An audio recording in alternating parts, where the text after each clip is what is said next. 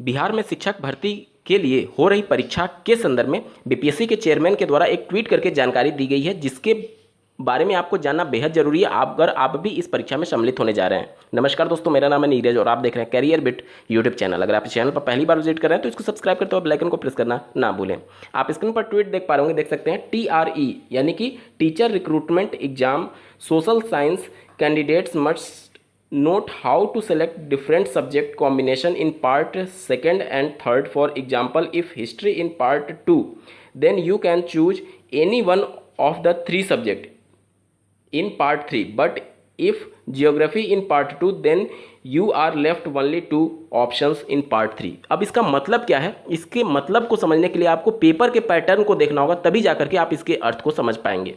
Screen पर आप देख पा रहे होंगे, यहाँ पर जनरल स्टडी और सोशल साइंस का जो पेपर होगा, वहाँ पर जब आप नीचे जाएंगे तो इस प्रकार से आपको पेपर में दिखेगा और यहाँ पर कई सब्जेक्ट के ऑप्शन आपको मिलेंगे। जनरल स्टडी जो कि सबके लिए कॉमन होगा, जिसके 40 प्रश्न पूछे जाएंगे और बाकी के जो 80 प्रश्न होंगे वो आपके सब्जेक्ट से पूछे जाएंगे जो कि आपने ऑप्ट किया होगा, जैसे कि हिस्ट्री हो गया, जियोग्राफी हो गया।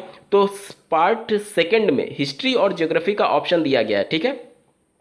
और इसी प्रकार से देख सकते हैं इकोनॉमिक्स हो गया, पॉलिटिकल साइंस हो गया, ये आपके पार्ट 3 में ऑप्शन मिलेंगे। और ध्यान देने वाली बात यह है कि पार्ट 3 में आपको ज्योग्राफी भी होगा और पार्ट 2 में भी ज्योग्राफी होगा। तो इसके अनुसार किस प्रकार से ऑप्ट करना है, इसके लिए जो OMR शीट का मॉडल पेपर जारी किया गया था, OMR शीट का मॉडल जारी किया गया था, उसके आधार पर आपको चीज़ें और ज़्यादा क्लियर आउट होंगी।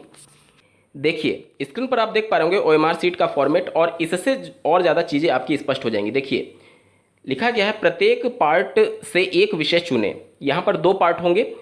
पहला तो 40 नंबर आपने जनरल साइंस वाला वो अटेम्प्ट कर लिया, बाकी के जो 80 प्रश्न आपके सब्जेक्ट से रिलेटेड पूछे जाएंगे उसके लिए ये ऑप्शन है। इसमें 2 पार्ट होंगे, पार्ट 2nd और पार्ट 3rd, ठीक है। अब यहाँ पर देखिए, अगर आपने हिस्ट्री लिया है तो आपको पार्ट 3 में हिस्ट्री का ऑप्शन नहीं मिलेगा। अगर आपने जियोग्राफी लिया है तो जियोग्राफी पार्ट 2 और पार्ट 3 दोनों में ऑप्शन दिया गया है। यानी कि वहीं बीपीएससी के चेयरमैन के द्वारा बोला गया था कि अगर आपने हिस्ट्री पार्ट 2 में सेलेक्ट किया तो पार्ट 3 में आपको 3 लैंग्वेज का ऑप्शन मिलेगा। देखिए हिस्ट्री पहले पार्ट में अगर किसी अभ्यर्थी ने सेलेक्ट कर लिया तो पार्ट 3 में उसको जियोग्राफी का भी ऑप्शन मिल रहा है, इकोनॉमिक्स का भी मिल रहा है और पॉलिटिकल साइंस का भी मिल रहा है। लेकिन अगर किसी अभ्यर्थी ने पार्ट 2 में ज्योग्राफी को सेलेक्ट कर लिया, अब पार्ट 2 में ज्योग्राफी थोड़ी मिलेगा। पार्ट 2 में सिर्फ उसको अब 2 ही विकल्प मिलेगा, या तो इकोनॉमिक्स का या तो पॉलिटिकल साइंस का।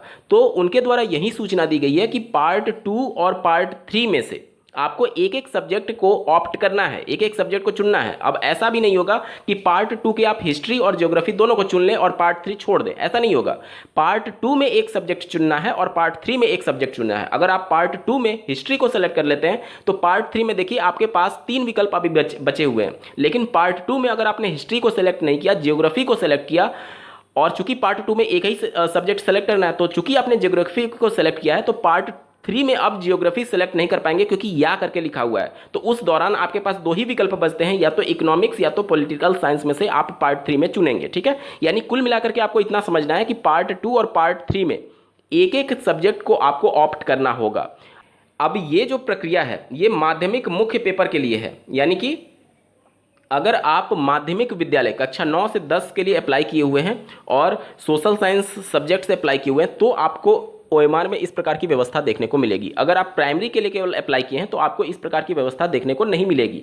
और अगर आप अन्य राज्य से बिलोंग करते हैं और अन्य राज्य के अभ्यर्थी आवेदन किए हुए हैं तो चूंकि वो केवल प्राइमरी के लिए ही एलिजिबल है, तो अन्य राज्य के अभ्यर्थियों का इससे कोई भी लेना देना नहीं है। ये सिर्फ और सिर्फ बिहार के अभ्यर्थी, ऐसे अभ्यर्थी जो कि STT पेपर 1 क्वालिफाई किए होंगे और उसके आधार पर माध्यमिक टीचर के लिए अप्लाई किए होंगे कक्षा 9 से 10 के लिए, तो उन पर ये सभी चीज़ें लागू होंगी। आप लोग विशेष तौर पर ध्यान रखिएगा।